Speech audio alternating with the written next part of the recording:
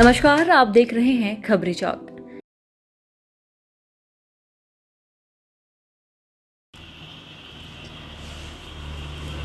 लगभग 3 दशक से पेशा कानून लागू है, लेकिन इसकी जानकारी अब तक 5वीं अनुसूचित क्षेत्र के पंचायत प्रतिनिधियों को सही तरीके से नहीं है।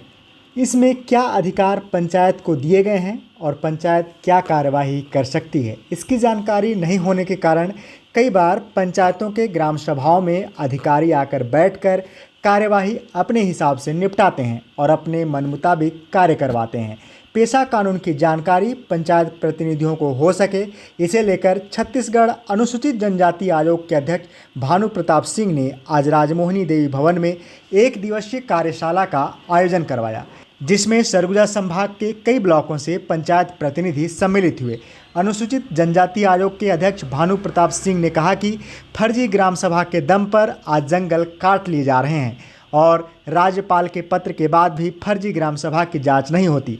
हमारे आदिवासी भाई बहनों को पेशा कानून की सही जानकारी नहीं है, जिससे वे पीड़ित हैं। उन्हें अपने अधिकारों एवं कानूनों का सही जानकारी हो सके, इसलिए आज यह कार्यशाला आयोजित की गई थी। उन्होंने कहा कि जिस राज्य सरकार एवं जिला प्रशासन को पेशा कानून को सही तरीके से लागू कराना चाहिए, वही इसका उल्लंघन कर रहे हैं। उन्होंने हसदेव क्षेत्र का मामला उठाते हुए कहा कि पुलिस फोर्स लगाकर जंगलों को कटवाया जा रहा है और विरोध करने वाले आदिवासी भाई बहनों को डिटेन कर लिया जाता है। इसलिए जरूरी है कि पंचायत प्रतिनिधियों को उनके मिले अधिकारों का ज्ञान हो सके। कानून को लेकर के आपका कार्यशाला चल रहा था, क्या कार्यशाला और क्या कुछ जानकारियाँ दी गई?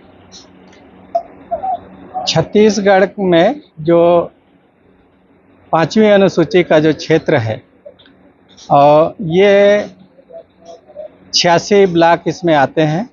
उन 86 ब्लॉकों में पेशा कानून लागू होता है। यह कानून 1996 में बना था और 1996 से लेकर के आज 2024 तक सारे लोगों को इस बात की जानकारी तो है अनुसूचित क्षेत्र में, 5वीं अनुसूचित क्षेत्र में, कि पेशा कानून हमारे लिए है। पेशा कानून को सारे लोग जान तो रहे, लेकिन पेशा कानून की बारीकियों को नहीं जान रहे थे। ये सब अनुसूचित जनजाति आयोग में आकर के इन्होंने आवेदन दिया था, इनके जो आयोजनकर्ता और मुखिया जो हैं, कि पेशा के लिए संभाग स्तर पर एक कार्यशाला का आयोजन किया जाए और उसमें पेशा से संबंधित पंचायत में हमको जो भी अधिकार प्राप्त हैं, हमारे गांव के उस टेरिटरी में, उस इलाके में जो हमारा वन संसाधन है, जो हमारा गौड़ खनिज है, जो हमारा वहाँ पर किस तरह से हमारा रहना होगा, सरकार के अंदर सरकार जो हमको एक व्यवस्था दी गई है, हमारी सरकार हमारी गांव में ये व्यवस्था है, उसकी जानकारी के लिए पूरे संभाग के मुखिया आज इस अंबिकापुर संभाग के इस सभागार में उपस्थित हुए थे। सर, आप मैंने बोला ना कि जो 5वीं अनुसूचित क्षेत्र में पेशा कानून लागू है, सरकार में बैठे जो लोग हैं और जो जिनको इस बात की आपत्ति है कि पेशा कानून की जानकारी अगर प्रत्येक ग्रामवासी को हो जाएगा, उस गांव में रहने वाले नागरिक को हो जाएगा, तो हमारे लिए ये व्यवस्थाएं चुनौतीपूर्ण हो जाएंगी।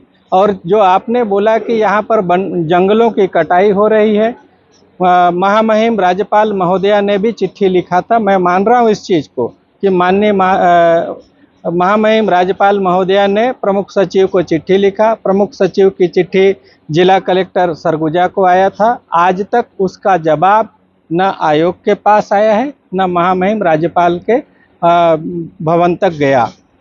जो भी कटाई हुई है वो सारे के सारे अवैधानिक हैं और जो ग्राम पंचायत के दस्तावेज आपने बोला, वो सारा ग्राम पंचायत का जो दस्तावेज है, आयोग ने उनको छानबीन कर दी है और वो फर्जी पाए गए हैं। उसकी तस्दीक करने के लिए जिला कलेक्टर के सभागार में कार्यक्रम हमने दे दिया है और कल का हमने दिया है। अभी कलेक्टर महोदय से हमारी बातचीत हुई कि एक दिन के लिए उसको थोड़ी बढ़ा दी जाए, तो बढ़ाने के बाद में हम एक आध दिन के लिए ही बढ़ा सकते हैं, उससे ज़्यादा उसको नहीं करेंगे। लेकिन सारे दस्तावेज जो ग्राम पंचायत के स्तर पर जिन ग्राम पंचायतों के ग्राम सभा का हवाला दे करके ज़मीनों के आवंटन और अधिग्रहण किया गया है, वो गैर कानूनी प्रूफ हो चुका है। हम ये जो ग्राम सभा पेशा कानून के लिए यहाँ पर जो आयोजन किए हैं, हमारे जितने भी एक्सपर्ट ने बोला, मैंने भी बोला, ये 1996 से लेकर के 8 अगस्त 2022 को जब पेशा अधिनियम यहाँ पर नियम जो बन करके छत्तीसगढ़ में लागू हुआ, कितने लोगों को इस बात की जानकारी, अगर इनको इसकी बारीकी की जानकारी होती तो ये निश्चित रूप से ये जंगल नहीं कट सकते थे। हमारे एक्सपर्ट ने बोला ना कि आप अपने इलाका में बोर्ड लगा दो कि इस पेशा कानून वाले इलाके में, इस 5वीं अनुसूची के क्षेत्र में जो हमारी परंपरागत सीमाएं हैं, उस सीमा के अंदर आप प्रवेश नहीं कर सकते। ये जानकारी के अभाव में इस तरीके का हुआ। प्रशासनिक अमला और जिनका जो हमारे आपस की जो बातें हैं कि पेशा कानून अलग कर रहा है, राज्य सरकार अपने नियम जबरदस्ती इस 5वीं अनुसूची क्षेत्र में थोप रहे हैं।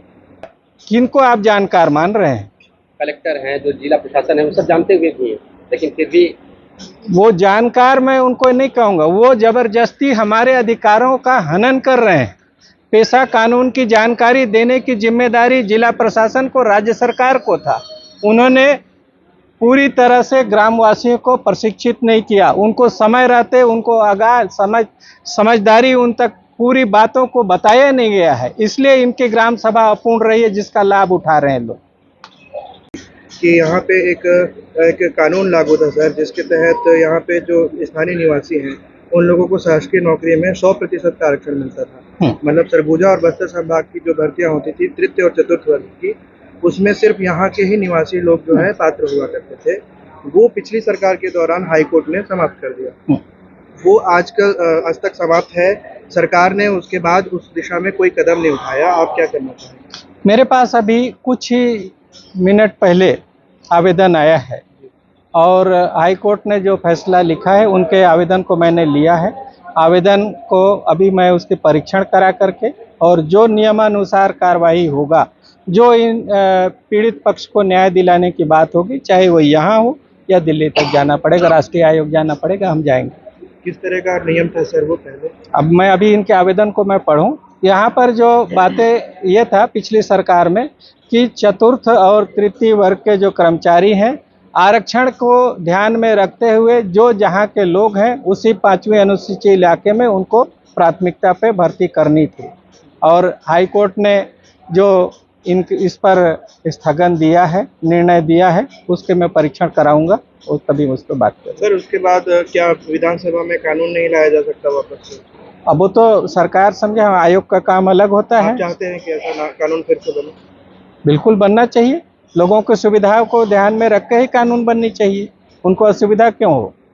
सर एक भर्ती के बारे में और मैं आपके संज्ञान में लाना चाहता हूँ। सर भर्ती हुई थी सरगुजा और बस्तर संभाग के लिए, उसके अंतिम चयन सूची के अलावा जो है बाकी सारे चीज़ें हो चुकी थी। 3 फेज में एग्जाम होने थे, तीनों फेज कंप्लीट हो चुके थे।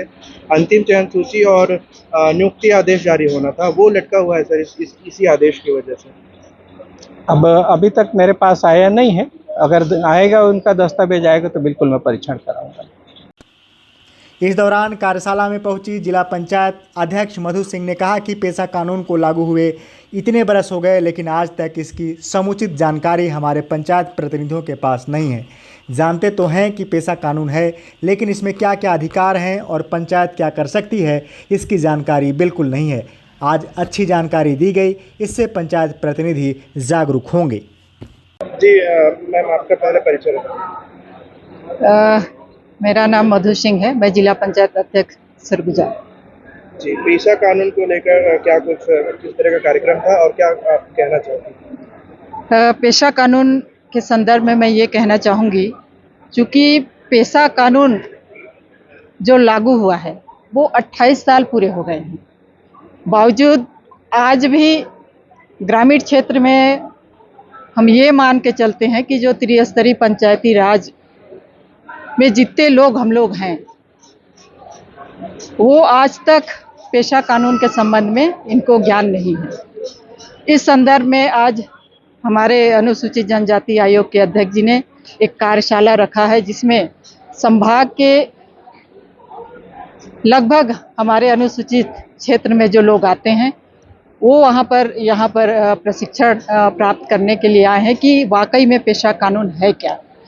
अगर जिस दिन पेशा कानून के बारे में ग्रामीण क्षेत्र के लोगों को पता हो जाएगा, उस दिन अपने हक और अधिकार और जल जंगल की लड़ाई जो वर्षों से हमारे आदिवासी क्षेत्र में जो लड़ाई चल रही है, ये हम लोगों को सफलता इससे मिलेगी। मैम, ज़्यादा से ज़्यादा लोग इसके लिए हम ये चाह रहे हैं कि जो हमारे एक्सपर्ट हैं, अश्वनी कांगे जी जो आए हैं, हमारे विजय भाई जी जो आए हैं, इनसे हम लोग आपस में ये निर्णय लेना चाह रहे हैं। और हमने अभी थोड़ी देर पहले हमने बात भी किया कि इसके लिए हमको ग्राम सभा को मजबूत करना पड़ेगा। जिस तरीके से शासन के माध्यम से एक अधिकारी नियुक्त किए जाते हैं, ठीक उसी तरीके से पेशा एक्ट के लिए हमारे जो आयोग की तरफ से एक व्यक्ति नियुक्त हो, जिसे ग्राम सभा सशक्त रूप से पालन कर सके।